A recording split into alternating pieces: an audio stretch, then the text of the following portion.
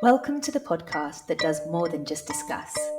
Embodying Spirit unpacks key metaphysical and psycho-spiritual theories through heartful discussion and playful debate, and then gives you applications and exercises to bring these concepts into your own life.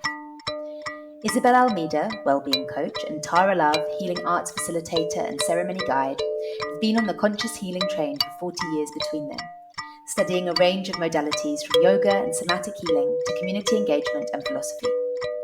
As best friends, co-creators, dynamic mothers, and dreamers of a better way to live, they have been seeking to live in conscious community for a long time. This is a collection of the conversations around consciousness, connection, and community they've been having for many years. The duo draw on a vast range of theories and schools of thought, claiming the sacred feminine space of relationality between many influences from Hermeticism and Vedic scripture to quantum physics to shamanism and beyond. Also claiming their deeply intuitive inner knowing.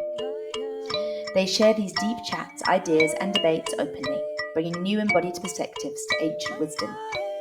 Each episode begins with a discussion, leading into an immersive exercise and a guided meditation. They share these vital ideas and tools in practical and grounded ways to inspire waves of self-empowered awakening in the world at a time when we need it most. We really hope you enjoy. Welcome to episode 9 of Embodying Spirit. And today's episode is entitled Feel It to Heal It. Resistance is persistence.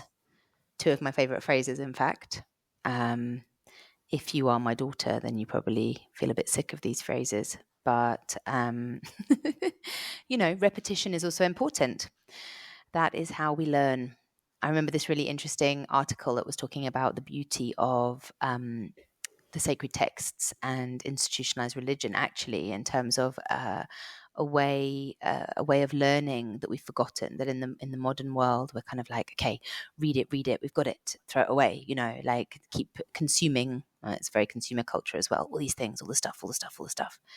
But actually, the way that we really learn, the way we embed things into our psyche and our bodies, I suppose, as well, is through that simple act of repetition and coming back to things. And I wanted to share that because I feel like sometimes when we're going over the material for the podcast, we're like, haven't we said this already? It's like, yep, we have. We've said a lot of these things in other episodes, but we've kind of collected them in different ways or around different understandings. And certainly in our own practices, in our own lives, it's been the constant returning to these concepts, touchstones in our practice, in our daily practice, in our daily remembering, that's allowed us to to begin to heal and transform these things.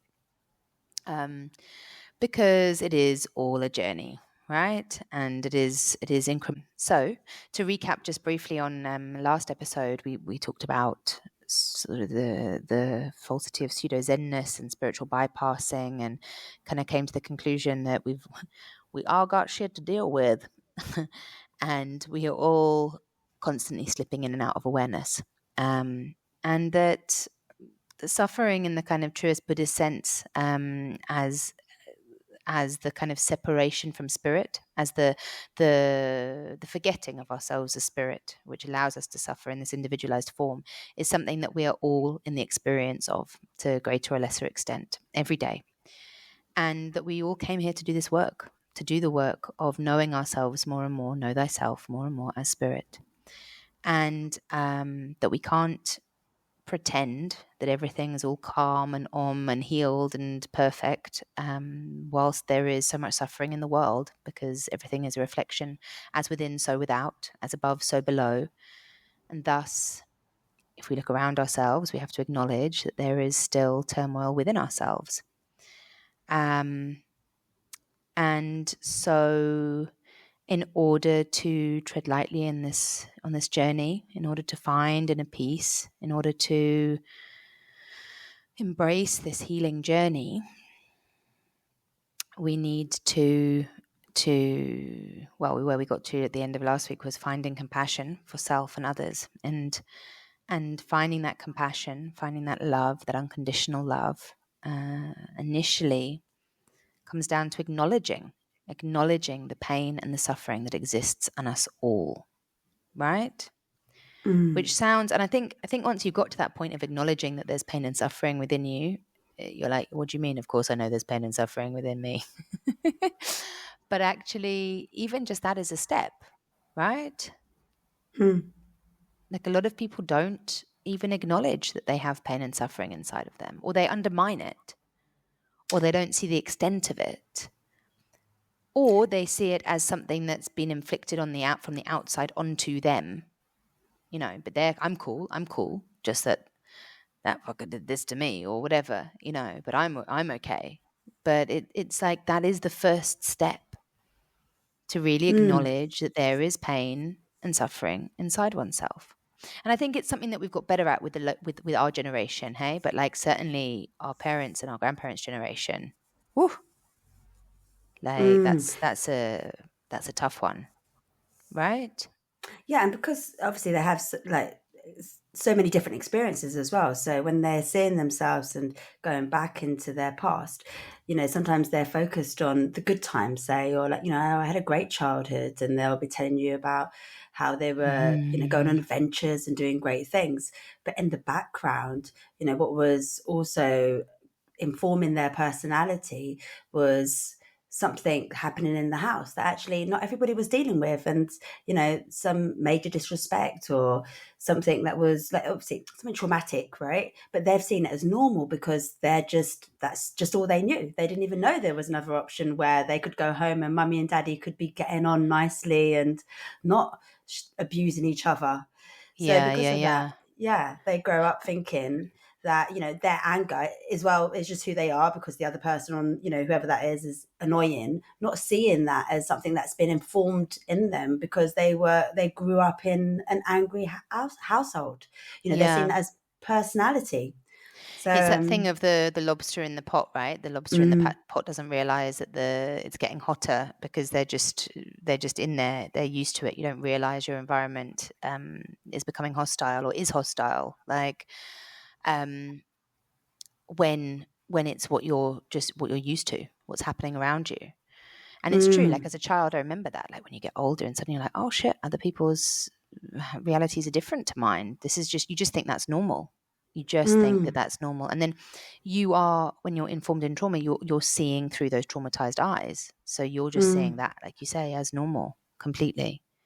Yeah, and you feel almost like you can't claim it as trauma as well. It almost feels a bit like, oh no, I'm like, there's other people. It's that story of like, you know, look at the children in Africa, they can't eat. It's that kind of idea, right? Because you're like, oh no, but you know, I wasn't held at like gunpoint every day, or I didn't have like, something. Well, I wasn't that, Totally. This brings right? me to one of my favorite points to make, which is what I have called privilege gaslighting as well, which I definitely claim to have been the receiver of in childhood. Like that was totally my upbringing. You know, this idea that like, well, there's food on the table and there's a roof over your head and you're not being beaten, so you don't get to have trauma. No. Why would you know? And of course, the toxicity of that is that then you internalize it and you think, why am I not happy? You know, there must be something wrong with me.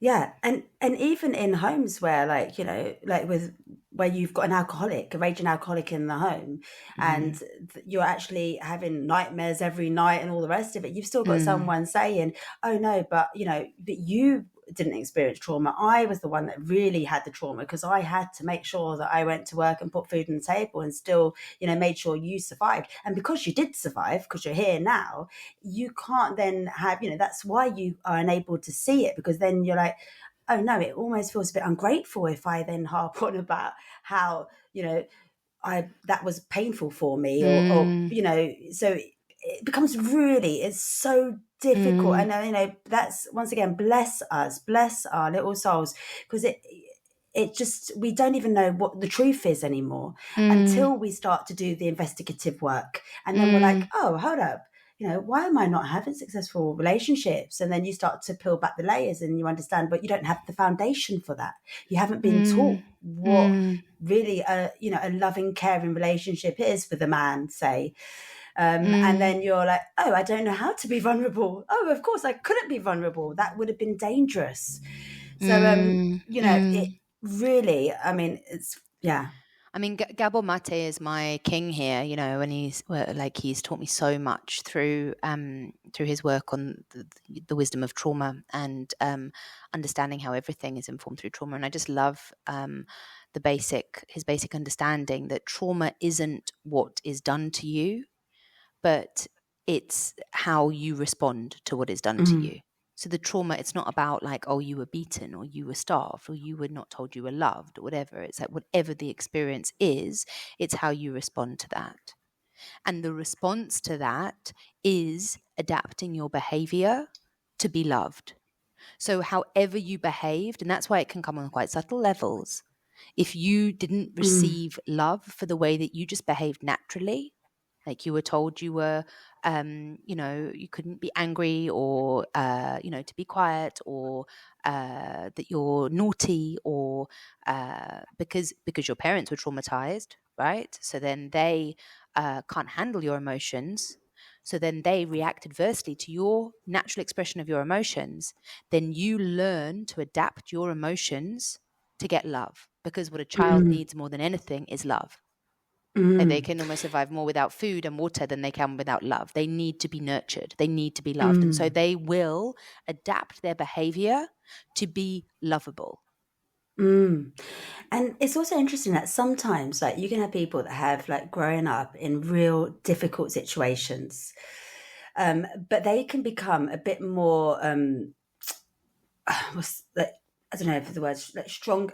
I suppose they can become a bit more capable. Yeah, that's the word I was looking for. Resilient, a bit more resilient at managing, because it's been repetitive. So they've found a way of actually navigating through this. And then you can have somebody else, and they grew up in a relatively happy home, and they never had to, everyone loved them, blah, blah, blah. And then they get to a certain age and then they're rejected and they just don't have the framework to deal with that. So that becomes for them really traumatic. And then that affects the rest of their life. It's all relative, essentially. Yeah, it is all relative, like everything in life, but it's so relative.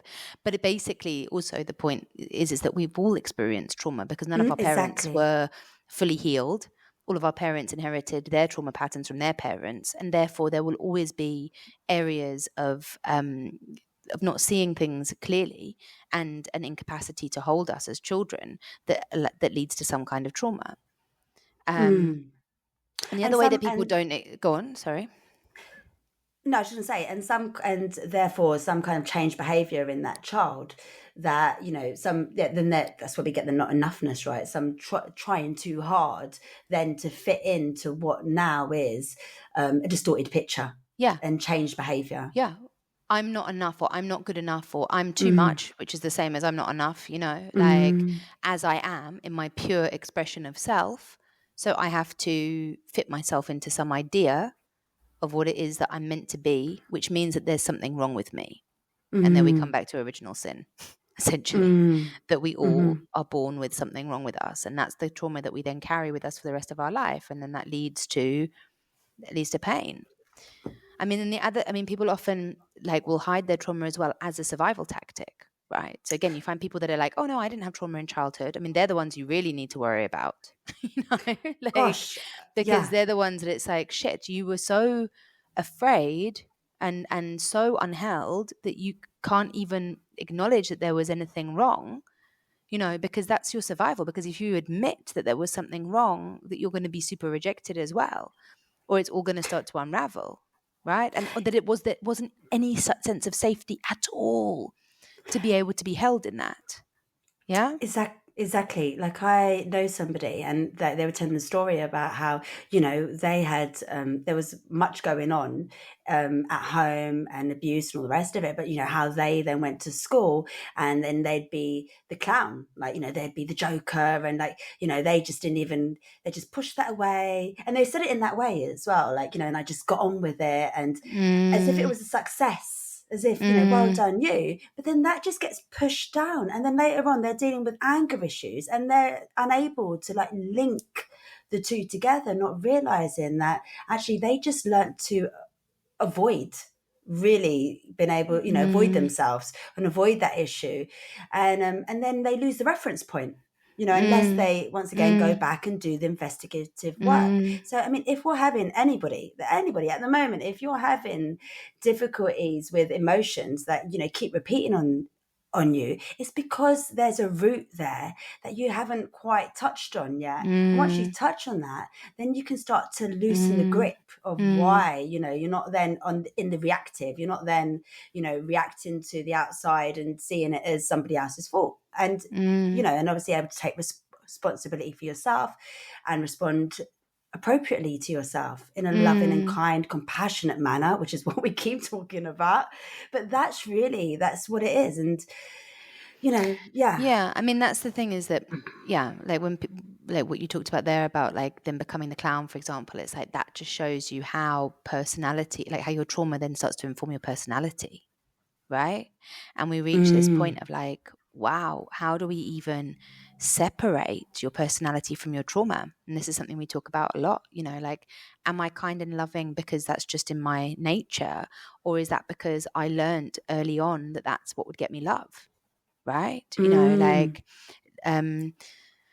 I was talking to a body worker who, she works in multimodalities, who I'm working with at the moment, and she was like, wow, your mind is so strong, that intelligence. And she's like, that intelligence, that super strong intelligence is also a sign of your trauma, because it's like you've always got to have the answer. You've also always got to be one step ahead of the game. She's like, it's so strong, I can't get in. She was trying to get into an unconscious thought pattern with me. And she's like, it's just there at every moment to have an answer. To protect, and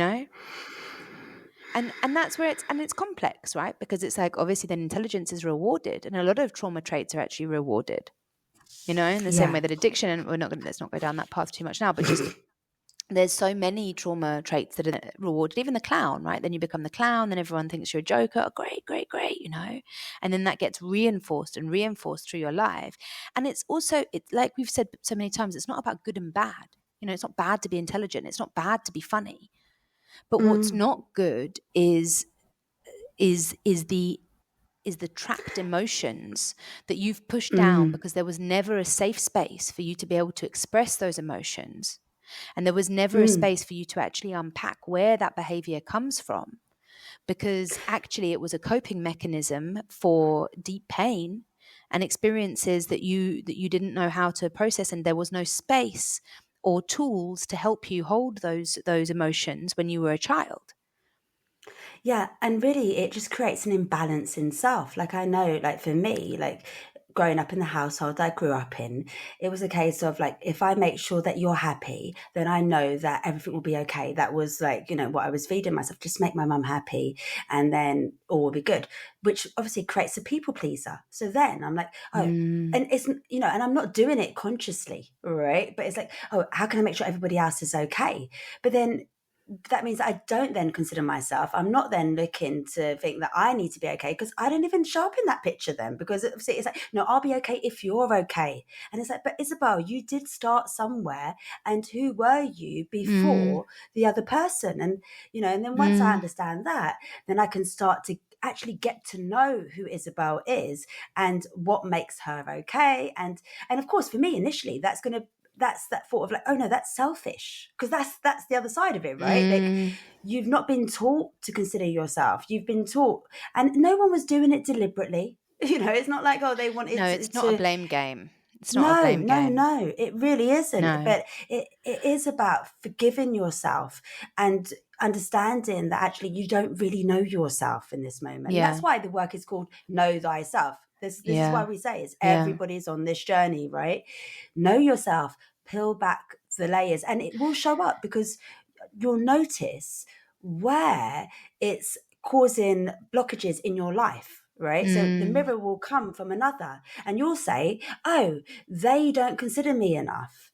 And really what you're saying is I don't consider me enough. And, oh, okay, because I'm a people pleaser. Oh, okay, because, and then you start to unravel it. Because that's the thing. We've held this trauma for so long in ourselves and found and created these coping mechanisms that now we don't know how to process and release it and to see it as separate from ourselves. We don't know where the personality begins and the trauma ends, or vice versa. We've completely embodied it. We've often pushed it down, and that's where it can start to stagnate as well. And that can then cause disease, right? Disease in the body. I mean, I always come back to the story of my mother at this point, who, bless her heart, died of cancer at 48, which is a shocking story, really. And I believe that one of the reasons that she died so young was to teach me that lesson, because she was such a beautiful soul. And she gave and gave and gave, talking into what you were just talking about as well, is like, she gave so much. She was an amazing teacher, and she just gave to all of these children so, so deeply. And she gave to her family, and she gave to her mother, and she gave to me. And she just loved so wholeheartedly for everybody else in the world. But she didn't give any love to herself. And she saw herself as fat and ugly and stupid because of what she'd received in her own upbringing. And that stagnated over time. And in the end, she died of lung cancer, having never smoked in her life. And the lungs, that space, that's heart space, right? Grief. And it's grief, but it's also love, and it's also lack of love. And I just think that's what she was showing me. You can love deeply, but if you don't love yourself, you're fucked. Excuse my language. Right? And it's that stagnation in the body of that trauma. And of course, everybody loved her. The church was overflowing at her funeral because that trauma expression is deeply rewarded. Oh, Julia will do everything for anyone, and then it also becomes like, then it's your personality, and then you're rewarded for it. And then you think, shit, well, I better keep doing it, even if I'm exhausted, because that's what people love me for.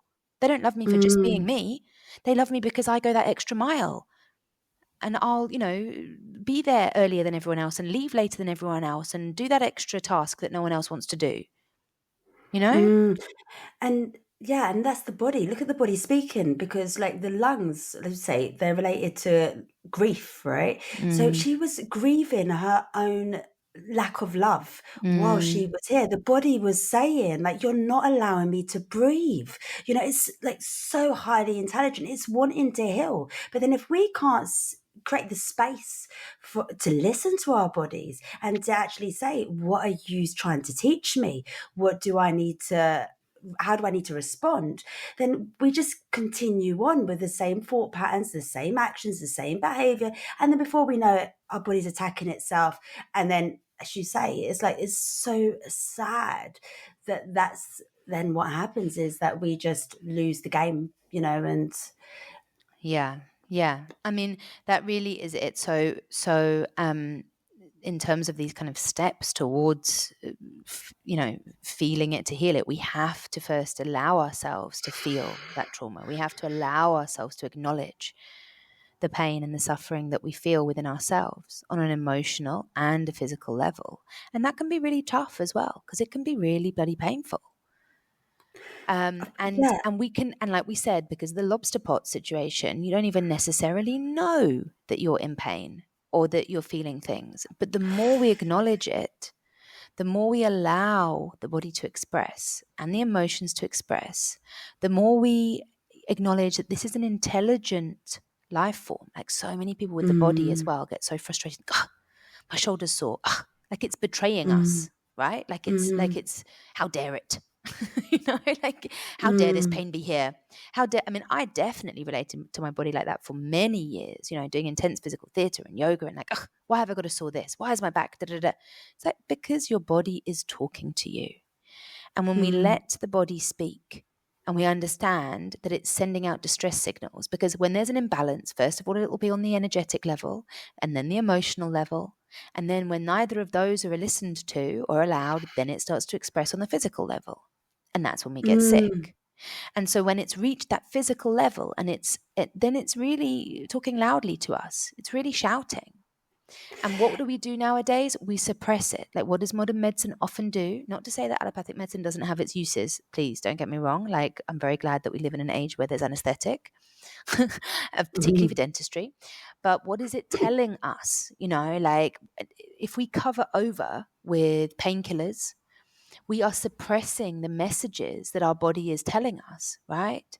Like, and this is where also it's like when you have a child who is sick, nurse your child. Like, the age of nursing in general in hospitals as well, it's like it's being killed off because there isn't time, there isn't resources, there isn't money, you know. Medicate, fix, send them out. But no, our body is talking to us and it needs to be nursed and listened to. Like, the best thing you can do for your children when they have an earache or a tummy ache is to be with them and allow those pains to be experienced and to hold them. And of course, to bring certain relief through you know, hot and cold compresses, baths, you know, things like that, soothing things, but not things that are going to block the pain. Oh, quickly, so I can go back to work, so you can go back to school, so we can make you better. Because what happens? You suppress the pain and it's going to go back inside and then it's going to come out even louder somewhere else. Louder and louder until it becomes so loud that you're incapacitated, right? Yeah, and I think that's the thing is when we don't see ourselves as spirit and we see ourselves as physical, we deal with ourselves physically, right? Like that's the thing. So we're unable to see that the world is reflecting back to us. We get caught up on what we're seeing with our eyes rather than it being this is showing us ourselves. And like you were saying, we get caught up on the fact that this is something that, like, you know, like depression becomes something that we want to medicate rather than looking at the fact that we need deep rest and what is it asking us to look at, what has been, you know, unseen.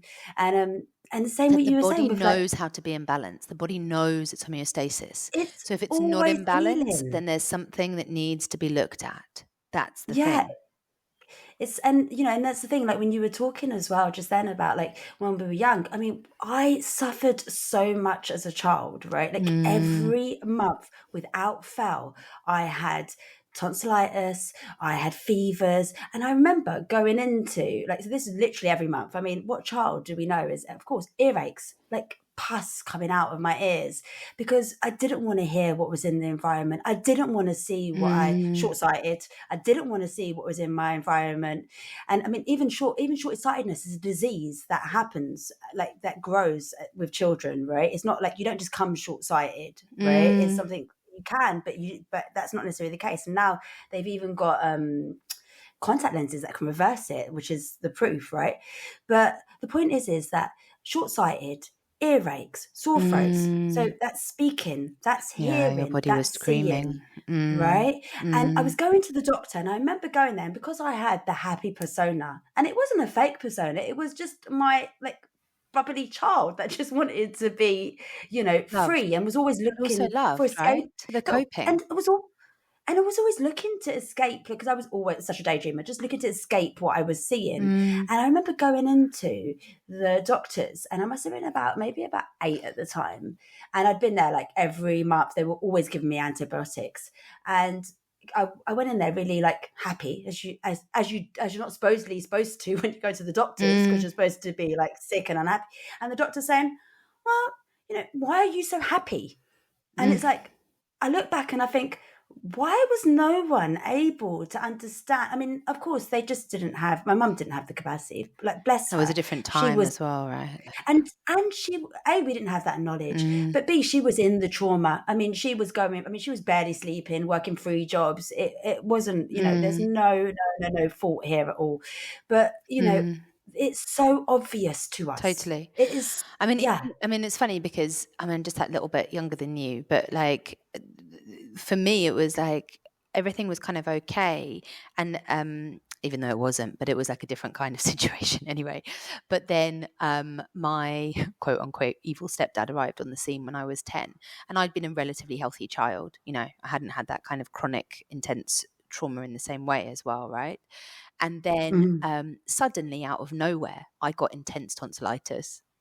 You know, and I'd been silenced around talking about my stepdad as well because everyone was just so happy that my mum had found someone, even though I tried to tell my aunt. You know, and it's just funny because suddenly like you, every month tonsillitis, like super, super bad. They gave my mum a repeat prescription because they were like, we don't really want to see you again. We just know that it, But I remember the doctor saying, even then, like there was, because it's not like we didn't have this knowledge, right? It was just suppressed and it has been lost in the West. But it's there in the field. It's been there forever. It is the ancient wisdom, that we lost, Yeah. with the rich Charles and stuff. But it's like the doctor was said, like, has there been any big changes in your life? Because she was just flummoxed as to why I'd gone from being this super healthy child to this really unhealthy child. So she knew somehow, and it's like, of course, my body was screaming. Like it couldn't say what it needed to say, couldn't speak its truth, couldn't stand in its power because suddenly there was this super oppressive force in the house, right? And that's the whole Louise Hay stuff as well. And all of that thing, it's not just her, also, the beautiful Gabor Mate book, When the Body Says No, exploring the stress disease response, which just looks at all of these diseases as well that we think of as genetic. And he just kind of unpacks how they're all related to trauma as well that we've experienced in childhood and how they start to express from childhood and then become chronic because they're not dealt with. It's a really beautiful book to read. Really helped me to unpack my mum's cancer as well. But yeah, Louise Hay's great on a kind of like, oh, I've got this, what could that mean? Looking at how the different body expressions can relate to different issues we're dealing with in our life, and it really is about like, how do we find the space to allow ourselves to feel what's coming up, to really take the time and to find the tools to do that work. Because as we said, anyone that says they don't have trauma or they don't have anything coming up, that's like a real alarm bell, because we all have it, and we really need to get to this point of feeling it to heal it. And I have to just say as a caveat, and I was thinking of it when you were talking about your experience, that we need a safe space to do that. And a lot of people are not able to feel it, to heal it, and are still covering over with these trauma personality expressions because they're still living in unsafe environments as well. Because they're still in a space where they can't feel safe to express themselves. It's so it's so difficult as well because when you're in this story, like you're informed in this story, and then like you say, it's like you're the fish in the water, you can't see, so you don't know that this is where it's coming from you, and then you're here, and it's so you become so blinded to yourself as something that is a creator out here. That's part of, I know we've like spoken about that as well, but that's part of what's being inputted into the situation. I mean, the thing is, when we step into our power, which is what we lose sight of when we become traumatized, is the ability to know something else and therefore do something else in this moment. We become a victim to the situation, and then of course, as we say, like we just, that's why we are unable to find safety, because we don't know that we deserve enough safety almost as well. We don't know that there's us that can step out of the pattern, the loops. And we just keep repeating. What feels safe is what's familiar as well, right? That's so 100%, until we know 100%. that there is another reality that's possible, we believe that also, first of all, we believe we deserve what we've had, because that also becomes, because we internalize it. We believe that we've experienced these things because that's what we deserve, because that's what, what's for us. And also because it's safe, because these patterns of behavior become the known. And what is known is often so much easier than something unknown. Like that's like me with men, right? Like in a way, it's like, gosh, I mean, even though I say, oh God, I really want an amazing relationship, and I want to, be loved, and I want to be adored, and and yet it's why I haven't bothered for a while. It sounds really, really dark, but I just mean let me speak impeccably. Why I've been focusing on my own healing, and therefore been single for a while, because I got bored of repeating the same trauma patterns of ending up in relationships that were not serving me, where I wasn't being respected, or wasn't being honored, or wasn't being seen, wasn't being loved because I was just repeating the same trauma pattern from childhood of having had absent father, and and not loving myself. So it's really hard to see another possibility as well when you don't, when you can't step outside of it.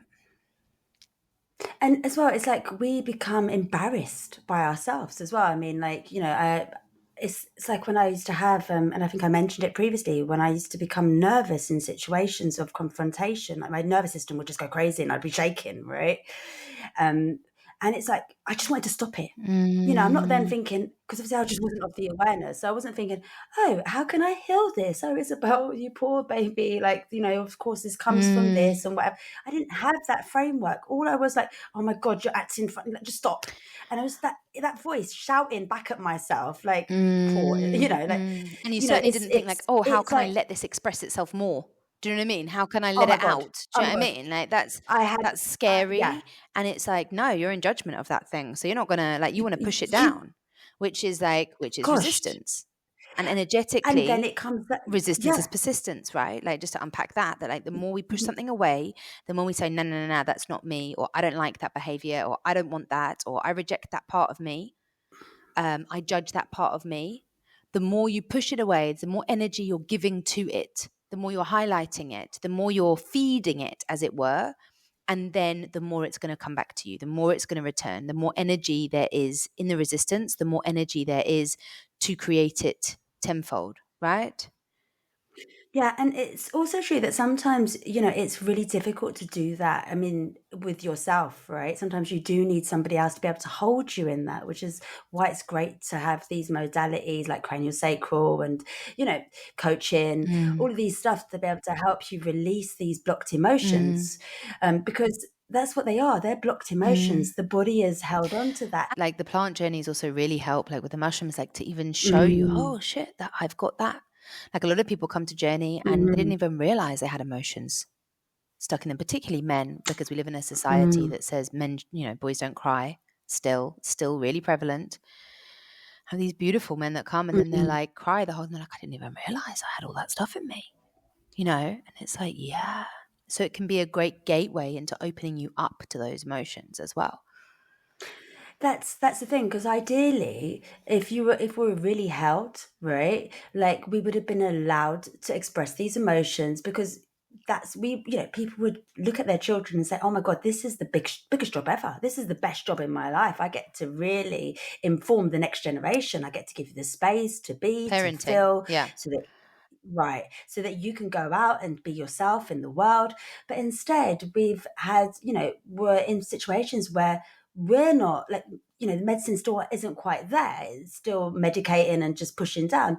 So children haven't been able to express themselves. And so then when they're older, they're afraid of their own emotions, and it's like they're even afraid that it may, like, you don't want to start with that crying because it may not stop. You don't want to start with that shaking because you may not stop. It's, there's no space. I remember my teen and feeling like, I don't want to get out of bed, but if I don't get out of bed, maybe I'll never get out of bed. Like that was a recurring, and after my mum died as well. And it's like, what if I just allowed myself to stay in freaking bed, because if I'd allowed myself to grieve in that space, for example, after my mum, but I couldn't because I had to look after my daughter as well and all of these, but it's just like, actually, there's a deep fear around losing your mind, losing your shit, losing control, right? Yeah.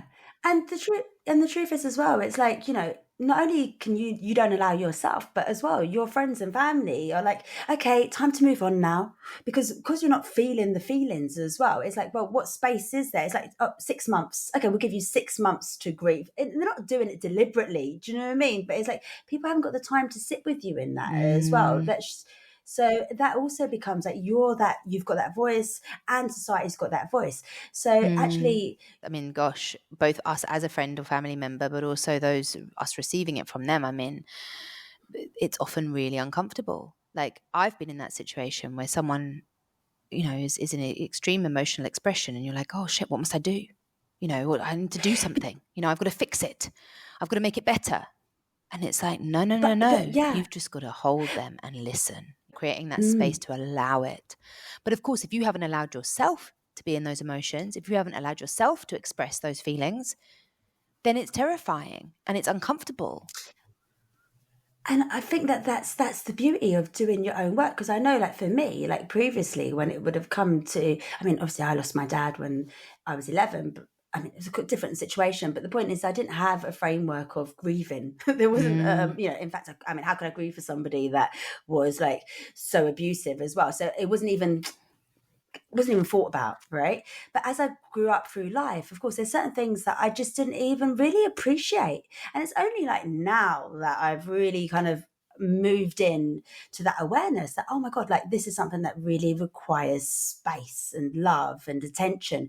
And so now that I have somebody I know close is currently going through grieving for their father, and it's just the most beautiful gift to be able to really be that kind, loving, compassionate friend who understands that there is no limit to the amount of love and patience I can give you, because why is that? Why do you have to move on? Why, when you're ready and your body has said, I am okay now, and you know, I don't have to go into floods of tears now, you won't. That's when the moment will be. It's not because there's a timeline on it or, you know, a point. No one knows. You're an individual. No one knows how long you're going to have to grieve or how long you're going to feel that pain, or, you know, so actually, of course, we don't want to become, you know, it's not about becoming stuck in anything, but we won't be stuck because everything's always allow, changing. And that's the thing, right? and When it's we know that healing. deeply, it's like, allow yourself to go to the depths, because you'll never stay in the depths. Like no one ever does, you know? If you allow yourself to feel all the feelings, and, you know, and I love what you were talking about, because it reminds me of something we often come back to, which is like, it's a really great tool of just like, how would you treat your friend in this situation? You know, we're often so judgmental of ourselves, or so quick to be like, oh, move on, or like disregarding of an emotion or a feeling that comes up, or don't be so silly, you know, don't be so sentimental. Or if your friend was feeling that, you'd be like, oh, let me hold you in that, like, you know, let me. And it's like, how can we really, as we talked about last episode as well, like be compassionate with ourselves? Like, how can we really also acknowledge that we have to have the dark to have the light? We have to have the pain to have the beauty. And we hold it all within us.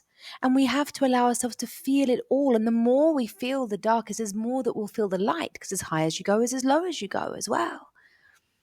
You know? And I mean, and yeah, go on, sorry. No, I was just going to say, I know that like one of mine is I'm bored with that. Like, you know, it's that same, it's that impatience, right? That impatience with oneself, right? Because there's an idea, because it's the ego. There's an idea that I should have been over this already. And it's not that you're saying those words, but you're just feeling like, oh, well, you know, I'm still here.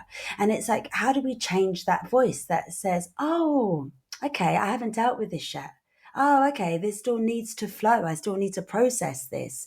You know, I still need to feel this. I'm still feeling it. It's not even like you've got. It's not don't a choice. have a choice. Exactly. Yeah, you're either don't have a feeling it, or you're choice. not feeling it, or you're feeling it and you're suppressing it. Do you know what I mean? As in, like, Exactly. you're either feeling it or you're not feeling it because it's moved on, because you're feeling something else. You're always feeling something, right?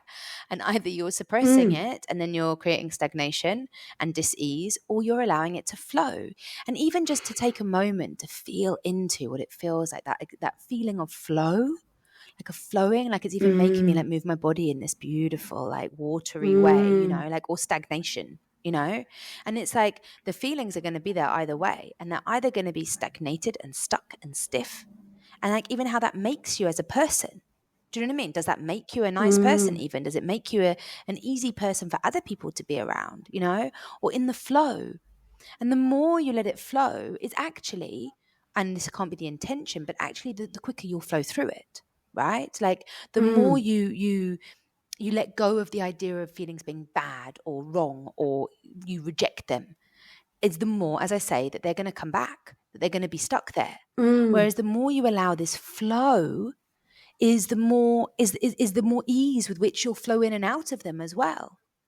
I mean, and then I come back to, I know I had this talk last week as well, but like the idea of the body as an instrument, you know, that we've been gifted this divine vessel that has all the notes on the keyboard to play, that can, in the same way that physically it has the capacity to do all these wonderful and amazing things, emotionally it also has this capacity to express all these amazing things, all these amazing feelings, all these amazing energies in motion, emotions, and the more we just allow ourselves to be in that divine expression, like you don't want to get stuck in one key, you don't want to get stuck in one tune, but you just keep allowing the flow, and all of the beautiful melodies and harmonies that you can express becomes the richness of life, as long as we release the judgment. And then we become, I love this phrase that we came up with, which is like the divine expression without identification. So you're not attaching to any one expression, any one emotional loop, any one feeling, but you're just allowing that flow of divine expression without judgment. And it is difficult because it is concerning to think, oh, but if I allow myself to feel all of that, will I get stuck there? Will I be unappealing? Will I be unattractive? But again, it's that resistance to it. It's that fighting it. It's that fighting energy. It's that judgmental energy that's actually unpleasant and difficult to deal with. If we accept it and we allow it and we just give ourselves to it, it's actually beautiful.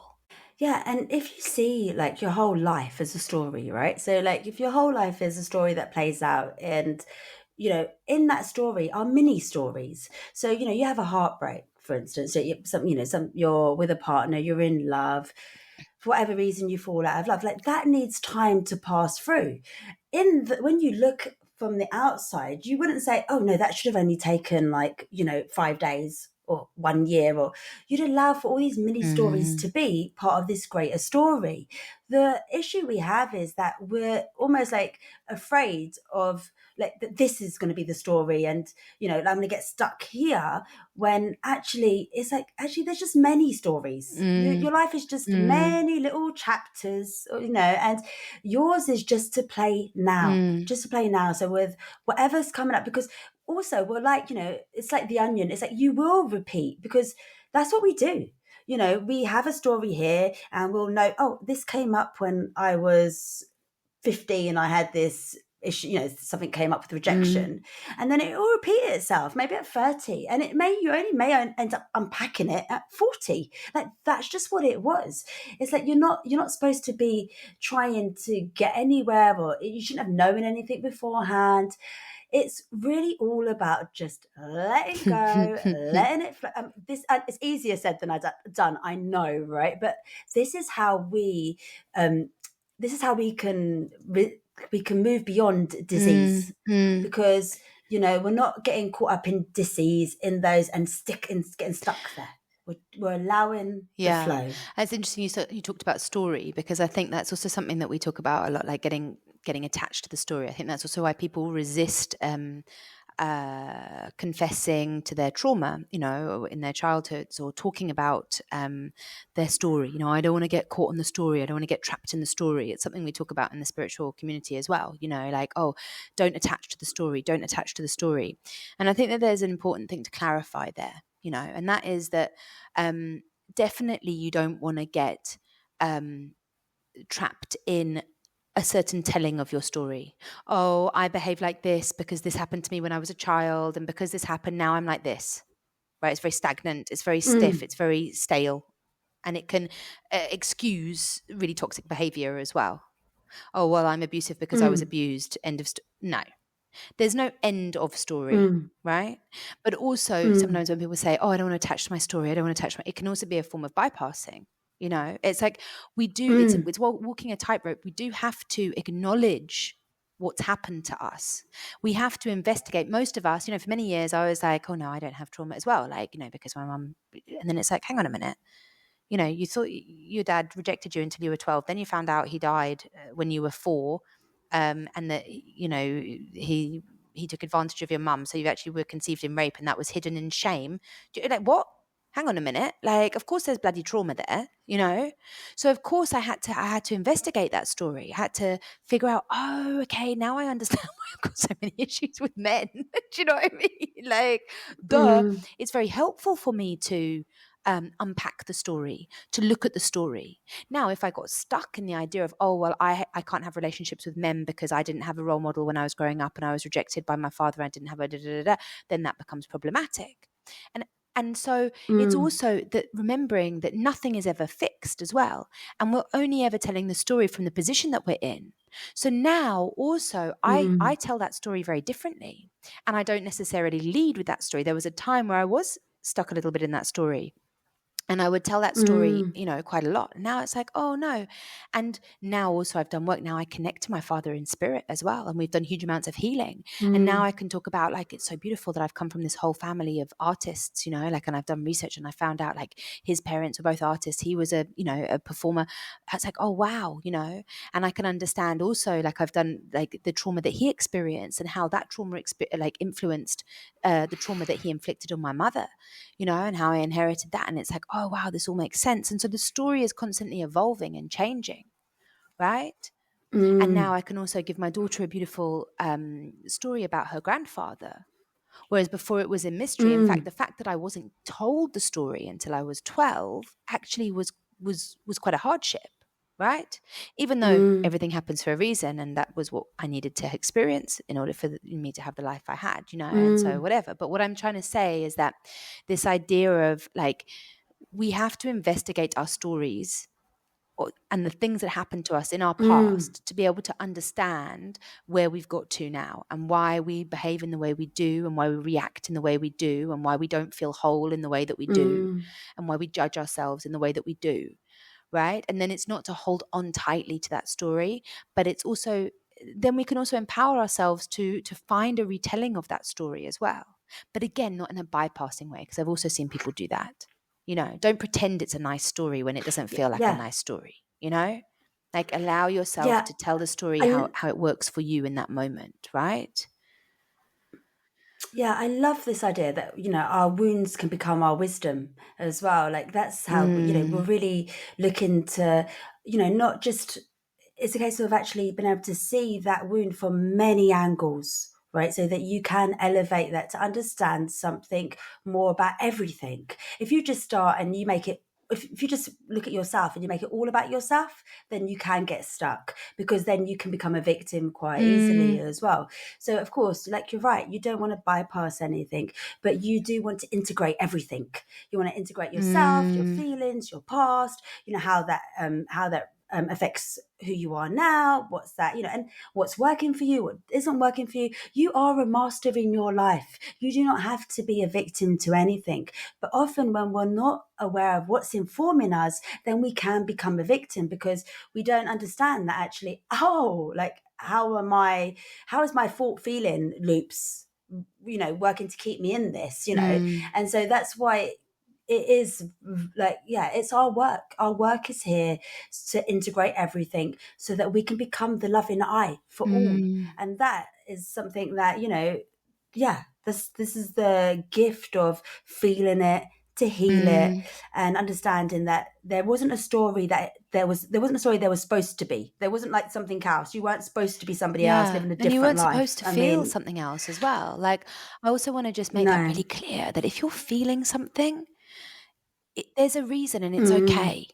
Do you know what I mean? And the reason also doesn't have to be some big, long, heavy story about your past as well, right? Like, if you're feeling something, there can be many reasons as to why you're feeling something, but it doesn't matter, actually, in some ways also why, but just to allow yourself to feel it.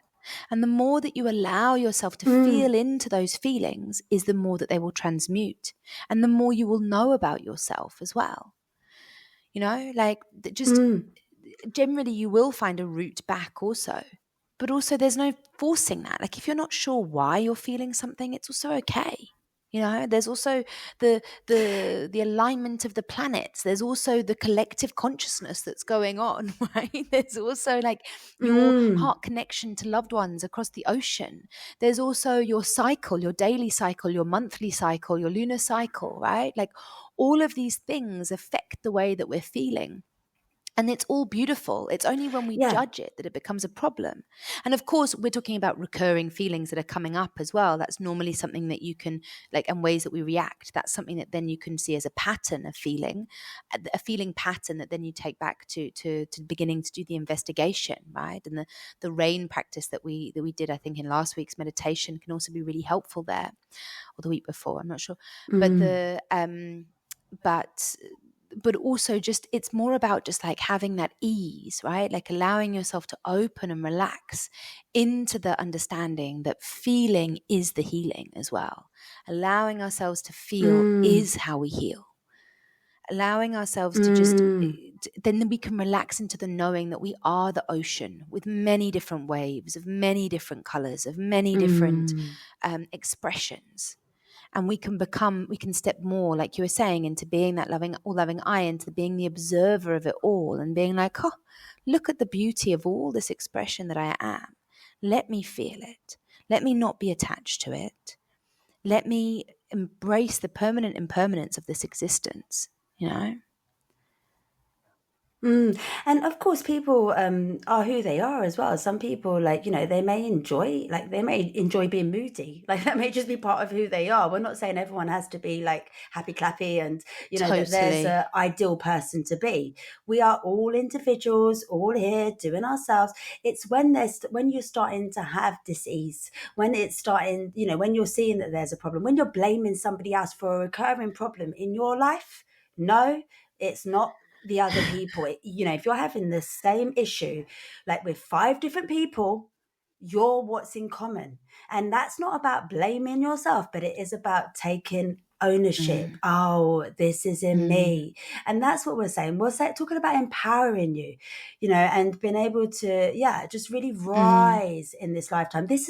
We've come to enjoy ourselves, you know, to be enjoying ourselves, whatever that looks like. No one can tell you what it is to be enjoying yourself, but you yourself, you know, whether you're living the full expression of yourself or whether you're hiding from yourself, you know. And if you don't know, then that's probably that's probably also saying that, you know, that's something to know, right? Yeah, So I think we get into that more next week, right? But I think that that's really important point to touch on as well. Like that, again, it's just that thing of like the feelings, like, they're all valid, right? Like there's no way one should be feeling, you know. That's also it. Like, just allow yourself to feel it all.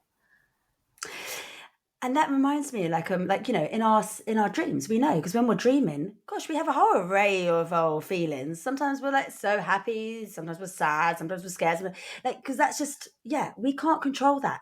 You know, it's not that we're supposed to only have one feeling, right? And that's the way.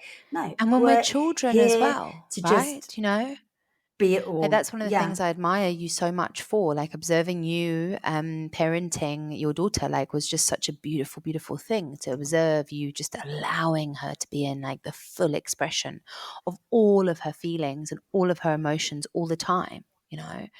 And I think people get stuck with that sometimes because it's not about not having boundaries. It's not about saying, no, you can't do this, or we're doing this now. But it's not undervaluing the expression of the feelings that might provoke. You know, it's like you're perfectly valid in expressing all of these emotions and all of these feelings. And I'm here to hold you if you want me to, you know? You just, exactly. I was saying that makes you a more complete person, right? If you're able to touch on all those feelings, you know, at the end of the day, you're going to be able to give what you've come to give from your heart more fully, because you're not going to be containing yourself. It's deeply empowering. So, you know, You're deeply empowering. Exactly. Great. And so we invite beautiful. you to find compassion for yourself, find compassion for everything that you're feeling. Please allow yourself to, you know, ask yourself as well, do you have a safe space to be able to feel everything that you feel? Do you give yourself time in the day to sit with your feelings? Again, meditation, you know. Do you give yourself allowance to feel everything that's coming up? And do you give yourself loving kindness to allow whatever is coming up to be valid and valued? And then, you know, allow yourself to also investigate potentially. Maybe it doesn't need investigating. Maybe it does. This is something that keeps coming up. I wonder where that comes from. And just have that loving kindness, that non-judgment, that acceptance, knowing that it's all a divine expression and that you're beautiful and we love you. We really do. That's love. And stay tuned for the exercise and meditation.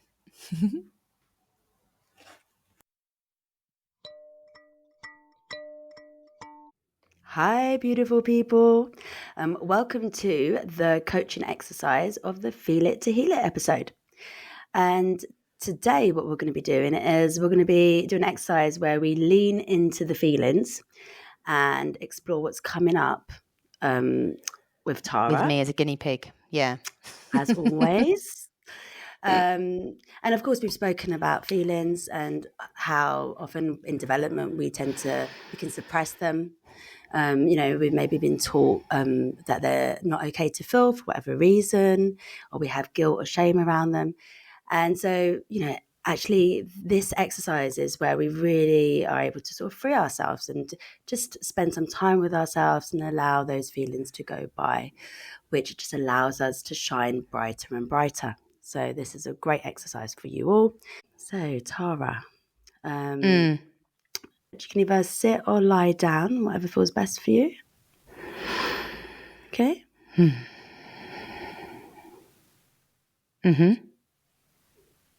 Okay, so we're going to start with just 3 deep breaths. And that's in through the nose and out through the mouth.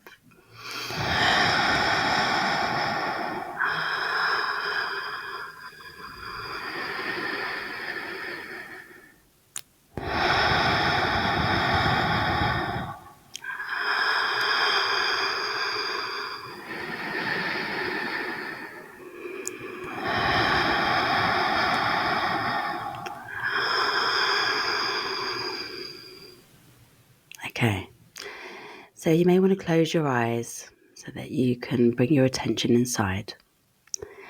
And I just want you to feel into your body and just feel what's coming up for you.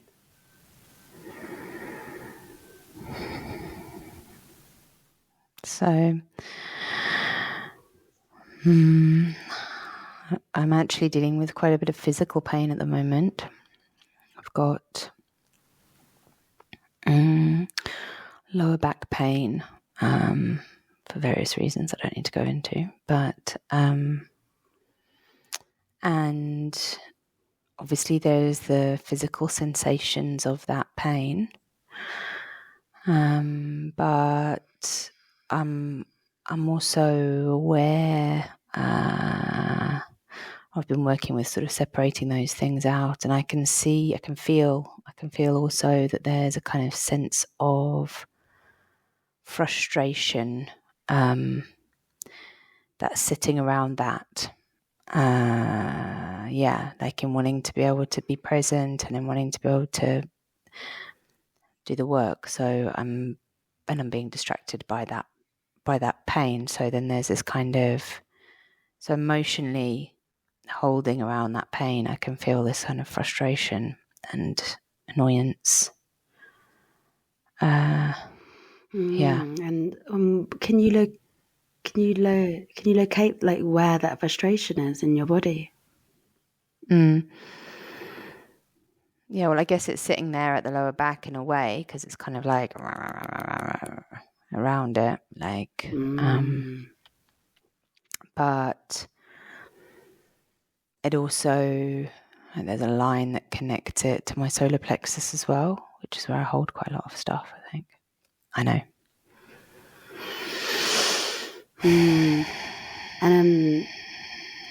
And you were saying that, like, you were feeling that frustration, and obviously the desire to feel present, right? Like that's where that frustration's coming from. And what does that, like, how does that feel in your body?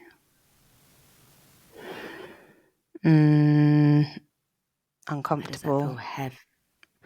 And uncomfortable and itchy. and like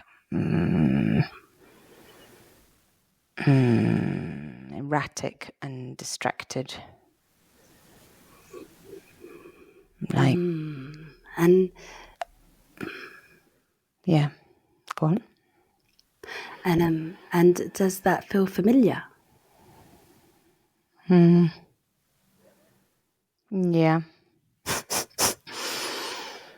And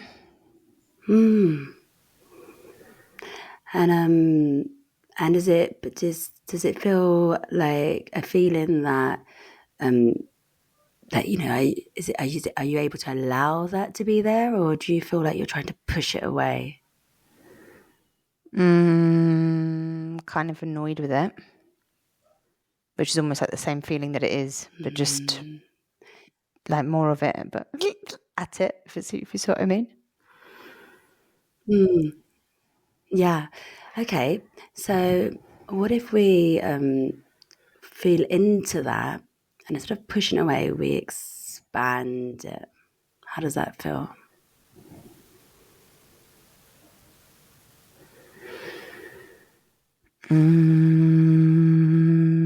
Not very nice. Okay.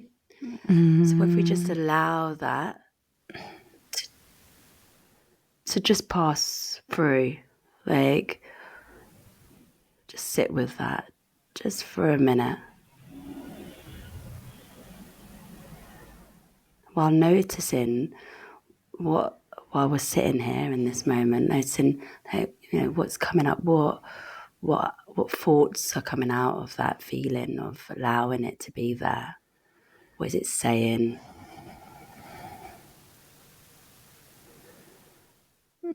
Feels quite angry.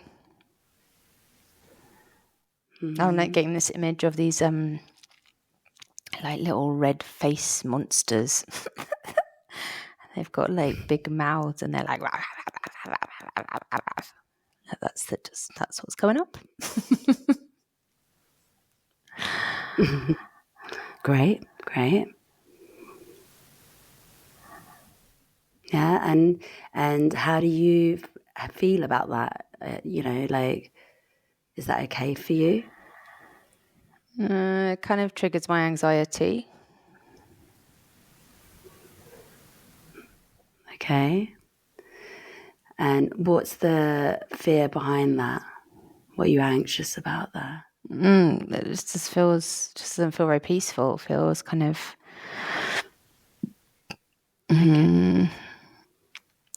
like a lot of energy, a lot of noise and busyness, unnecessary busyness.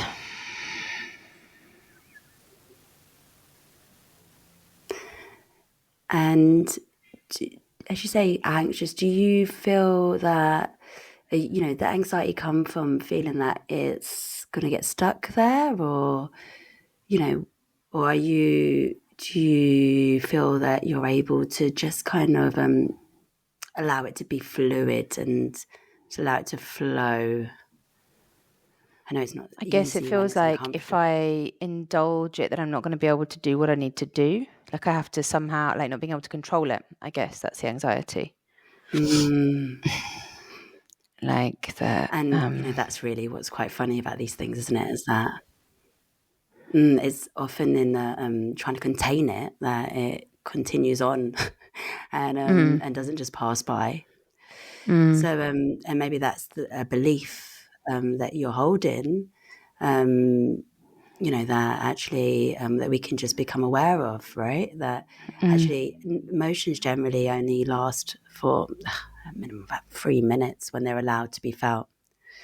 So if we just sit with this and just continue to sit here rather than making it wrong or, you know, trying to contain it, just allow it to flow, and let's see if what else comes out of it.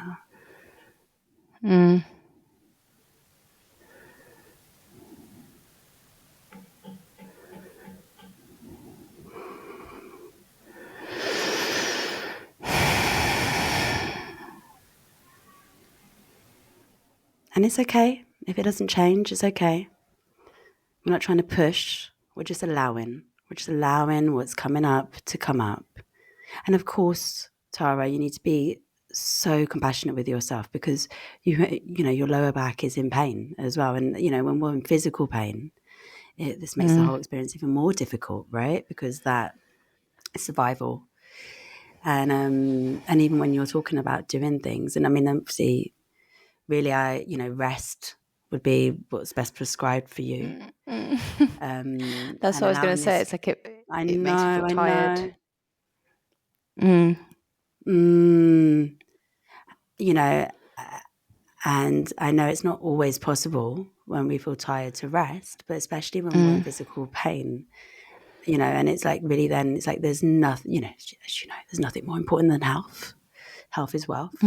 So, and sometimes as well, when we've been suppressing this, you know, like you say, the fear of feeling this and allowing it to consume you, it means that it lingers on longer, right? Like it's been held. So sometimes these feelings which would normally pass, it's like suppressed anger, right, can last for a lot longer than anger itself.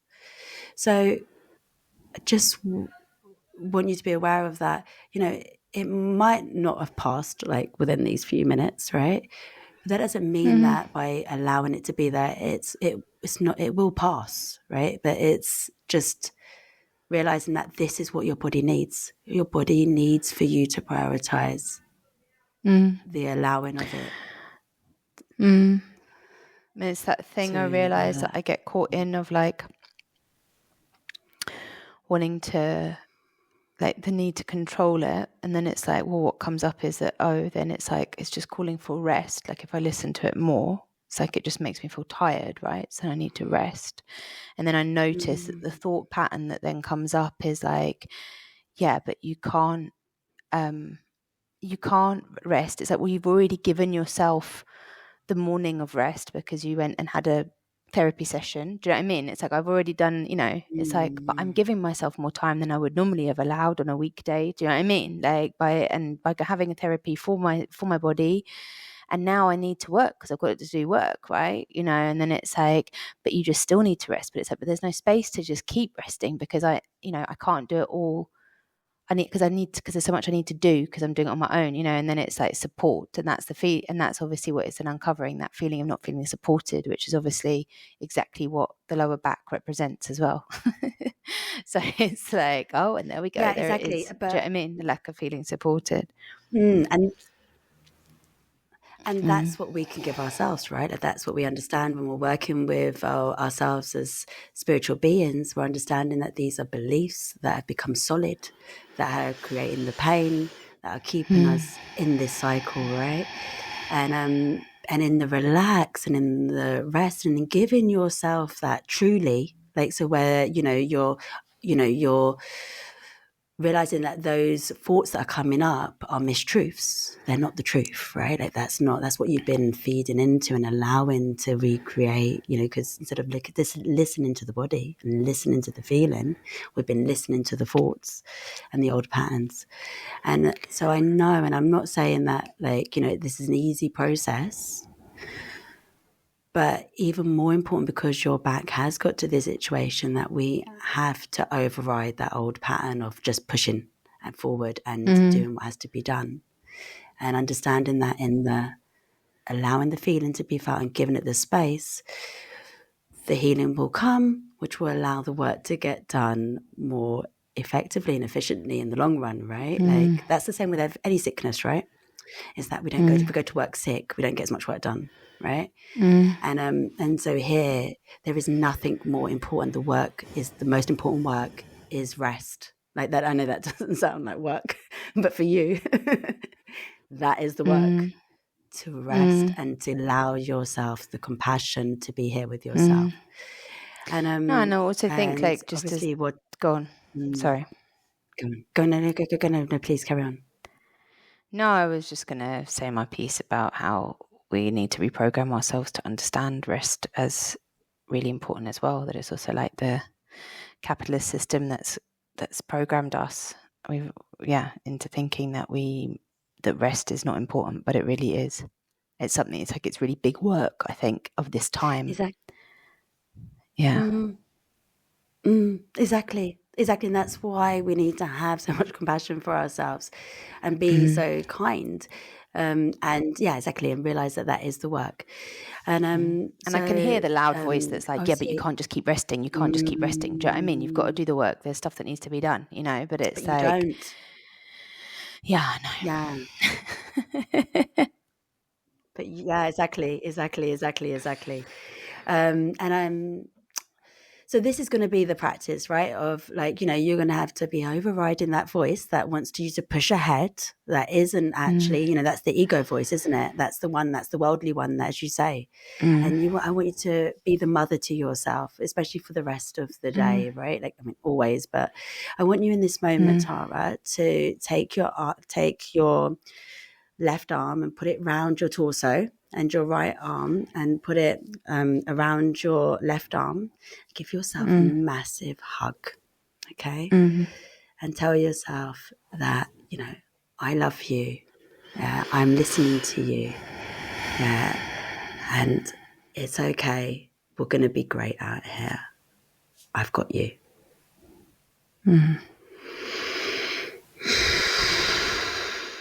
And we're going to, once again, we're going to breathe deeply 3 times. And this time we're going to breathe in and out through the nose. Okay?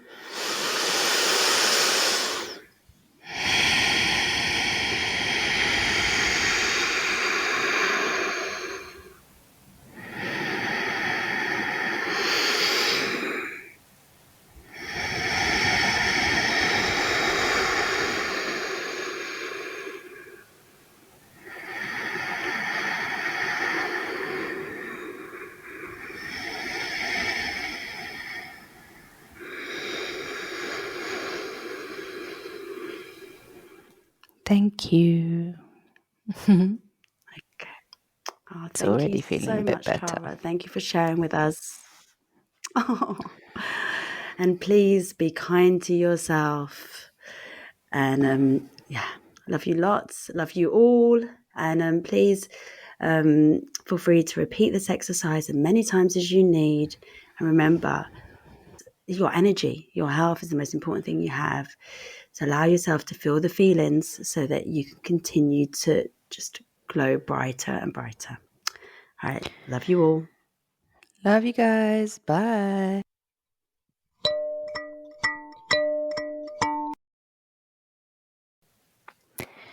Hello, beautiful souls, and welcome to the exercise meditation for this podcast, which is a meditation inspired by some Zen coaching that I have been receiving over the last year.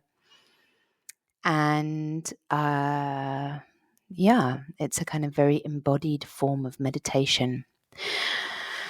So, without further ado, finding yourselves in a comfortable position, and as usual, if you need to pause the recording at this point to find yourself somewhere comfortable, sitting or lying is absolutely fine, with your eyes closed. And just taking a moment to come back to your breath, to unplug yourself from outside distractions, removing your energy lines from all those things in the outside world, anything that you have been doing or anything that you have to do, and just coming to the present moment, placing your hands on your heart, or maybe one on your belly and one on your heart, and taking a few deep breaths into a softening belly.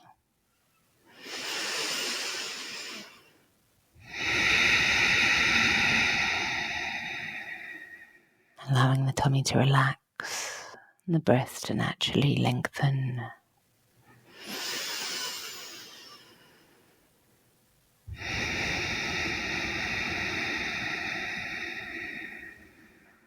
Allowing the muscles of the hands and the feet to relax, and the face.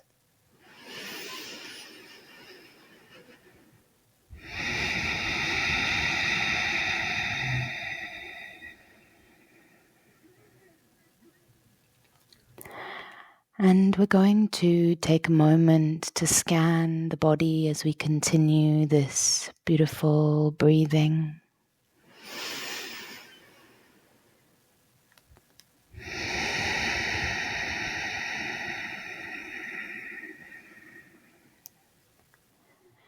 And being present with just this, what is here and now in the body. Allowing yourself to be drawn to anything in the body that is coming up for you. Finding the dominant feeling or sensation within you that is calling for your attention.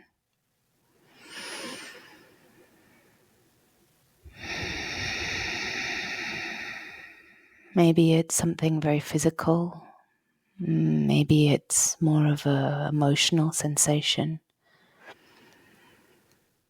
But without too much judgment or consideration, allow yourself to come to something in the body that is asking for you to look at it.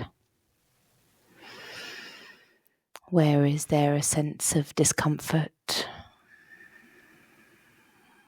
misalignment, or agitation?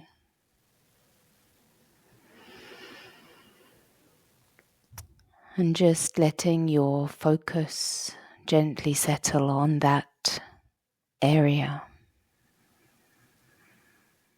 on that sensation, on that feeling.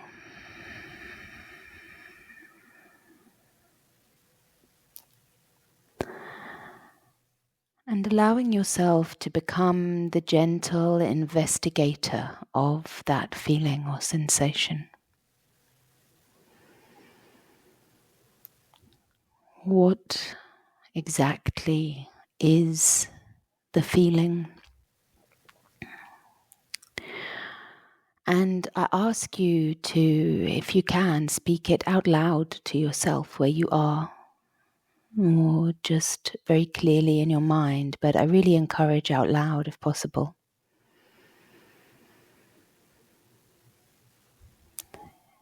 Can you find words to describe the sensation that you are feeling?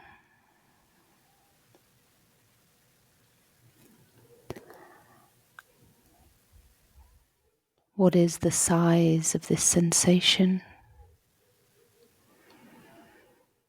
What is the color of this sensation?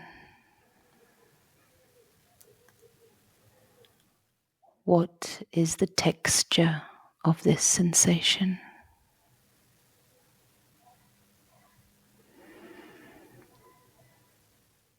And repeat back to yourself this description of the sensation that you are observing within yourself.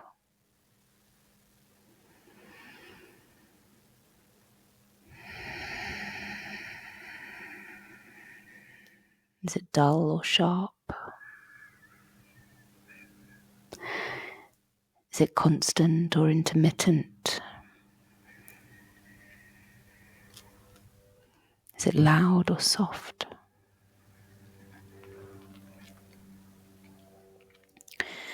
Simply observing it for exactly what it is.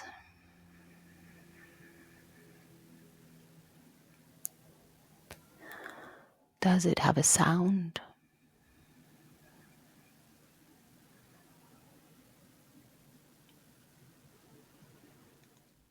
And with a gentle sense of love and compassion, allowing yourself to really sit in the observation of this sensation.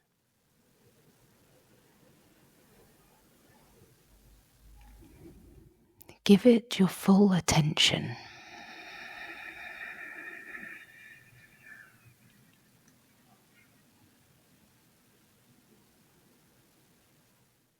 And as you give it your full attention, see how you can increase your capacity to identify exactly what it is, not where it comes from, not a story around it or an assumption about what it may come from or what might help it, but just the isness of it.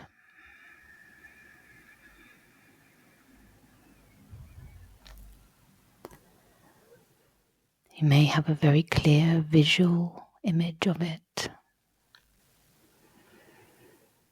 And allow yourself to observe it without trying to change it, without trying to ignore it. Just being with it, giving it your attention.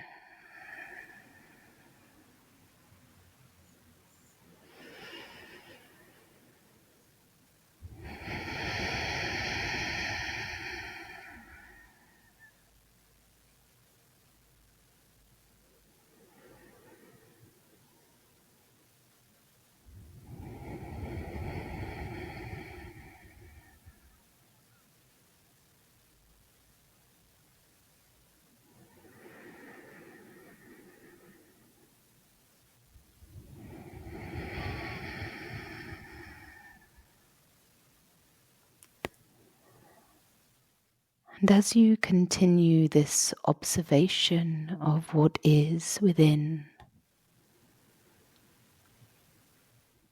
allow yourself to observe how and if it shifts in any way.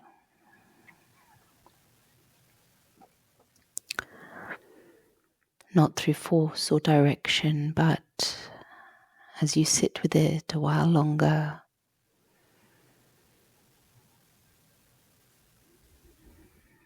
maybe it shifts, maybe it grows, maybe it shrinks, maybe it moves. And again, just with gentle curiosity, note that and say it out loud to yourself. Moving down, growing darker. In gentle observation as you breathe into this area.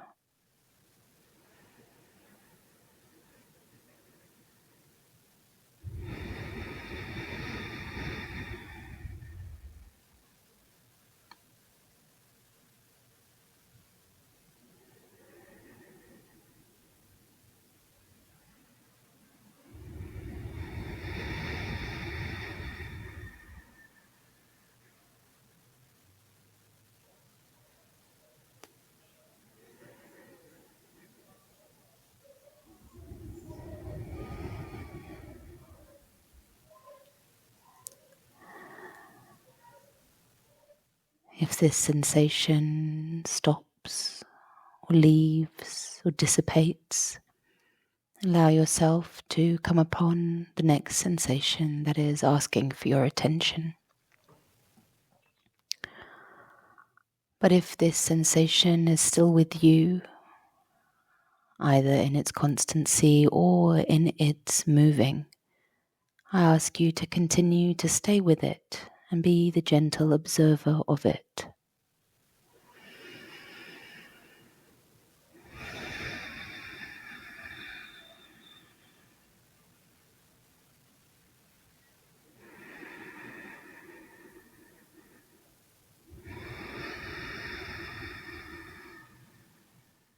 And as you continue to clarify and deepen the observation of this sensation, releasing any sense of judgment of it being good or bad, allow the observation of the sensation simply to deepen.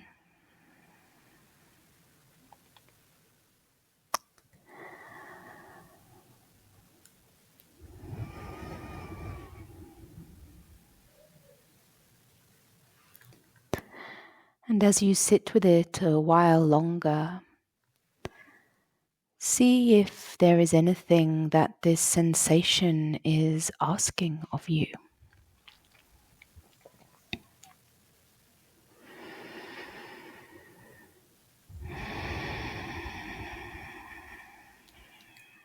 What does this sensation, feeling want?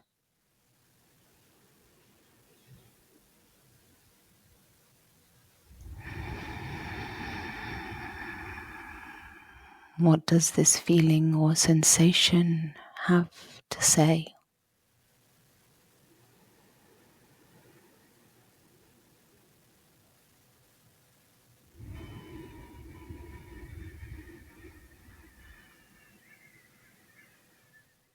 Allow it to speak out loud.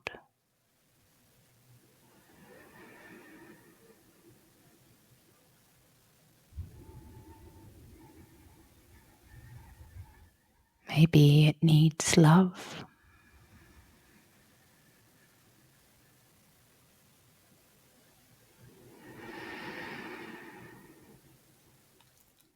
Maybe it needs to be bathed in a particular color of light.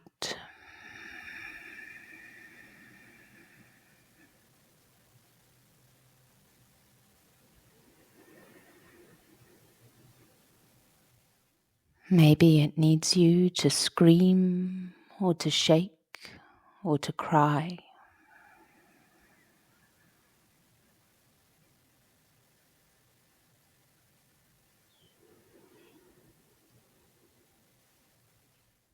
Maybe it needs to tell you something.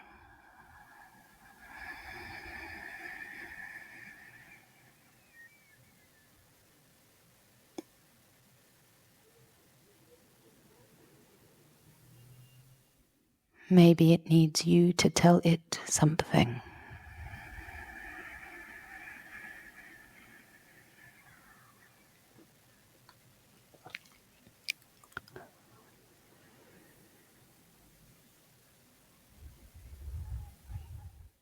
Try not to overthink it and allow the sensation to speak to you.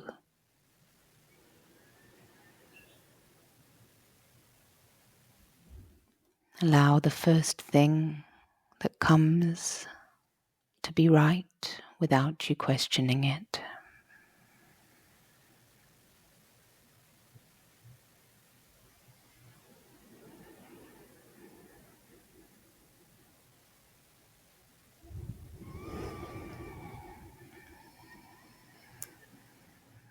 And give yourself the space to respond to the request of this sensation.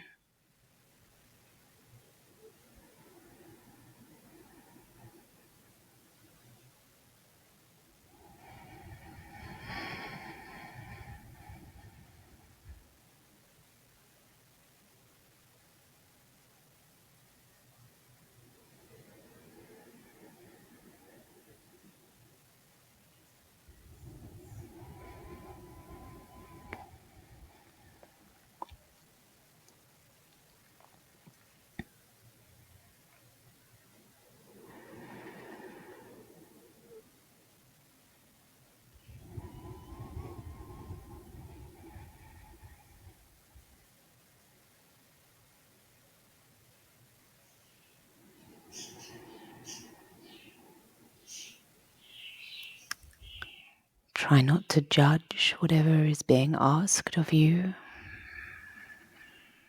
and to give your full attention to the sensation's request.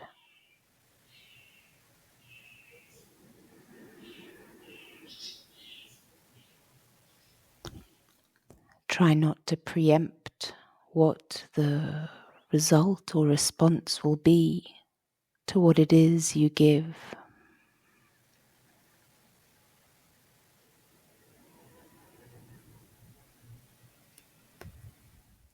And once again, become the loving observer of how this act shifts or not the sensation within you.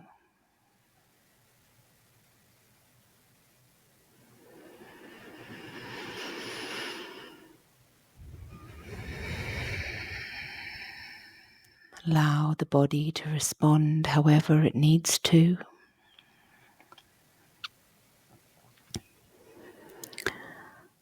It It may trigger a certain way of moving the body or shifting the body. It may trigger an emotional response.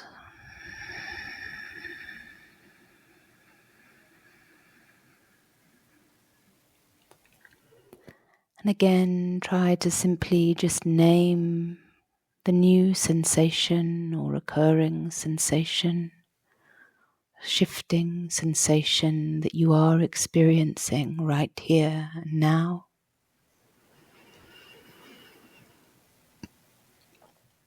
Oh, it's moved up in my chest, or it's grown in size, it's darker, it's left. Maybe it triggers another request from you, and you can continue a dialogue with this sensation, simply giving your loving attention and asking what it needs next.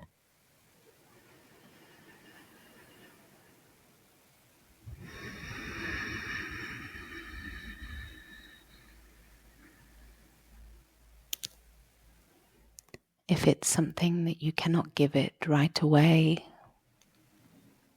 you can let it know.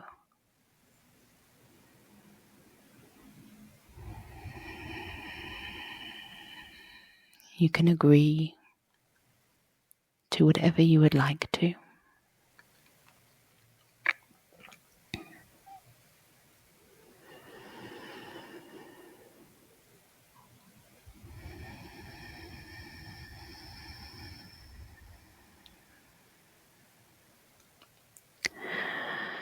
And if the sensation within you is struggling in any way to shift or to express itself more deeply,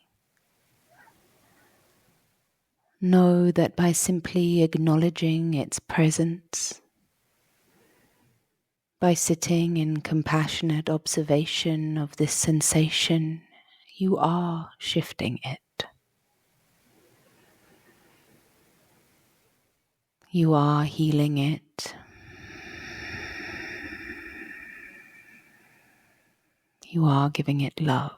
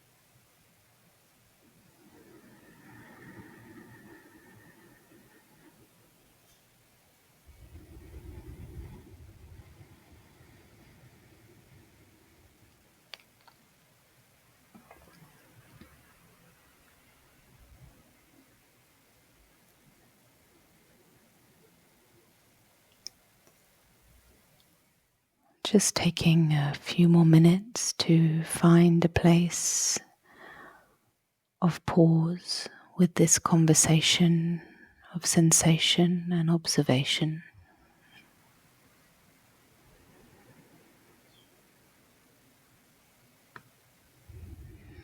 Maybe it feels like it still has a lot to tell you, or it still needs more time.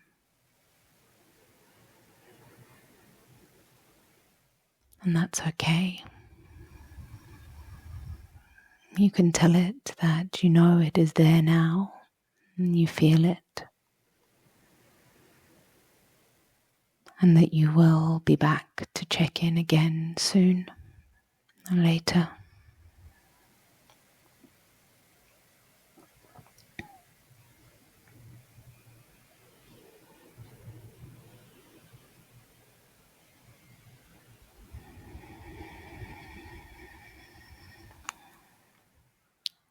Taking one last moment to speak out loud exactly what, where the sensation is sitting now.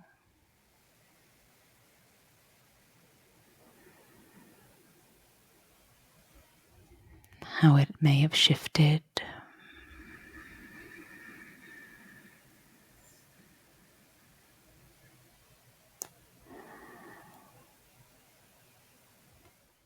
What it may still need.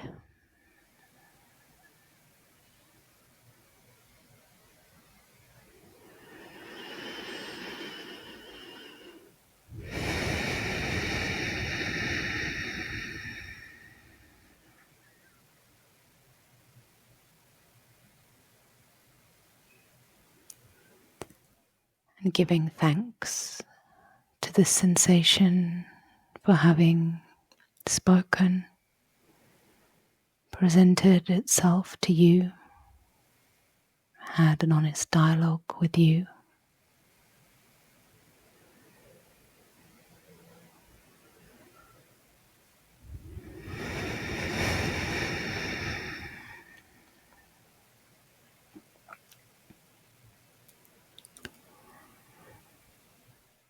And taking a few more deep breaths into the whole of the body. Releasing on a sigh.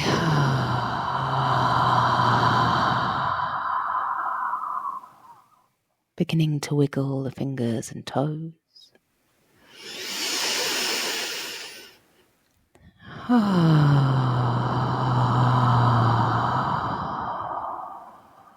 Becoming aware of the sensations on your skin, the sounds you can hear around you,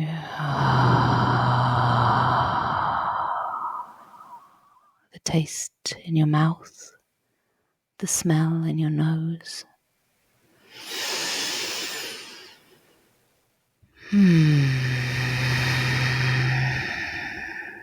Slowly allowing the eyes to blink open, coming back to land in this space.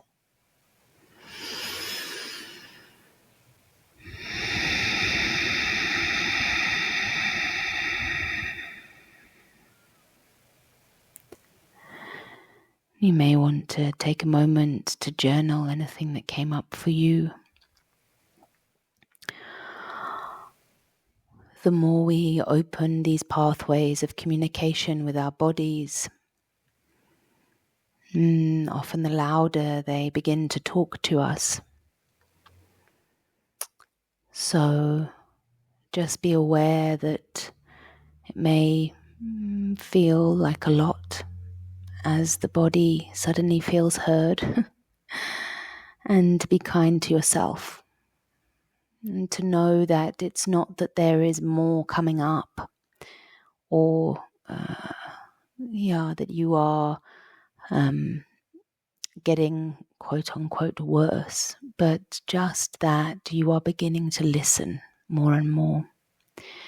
And as I said in the meditation, that the more and more we listen, simply by observing, things shift. And to know that, the more that you simply observe is the more that you come into coherence. And you can equally, if you're going into now an important meeting or something, eventually you will be able to allow this communication with the body to be your guide. But if you find it a little overwhelming at this point, you can also ask it to be a little bit quieter, say for the next hour whilst you're in an important meeting, for example. But the more we honor and cherish and nourish this relationship with the body, as the more we will come into a coherent and highly functioning space. I hope that this meditation has helped you today, sending you all lots and lots of love on your onward journeys. Mwah.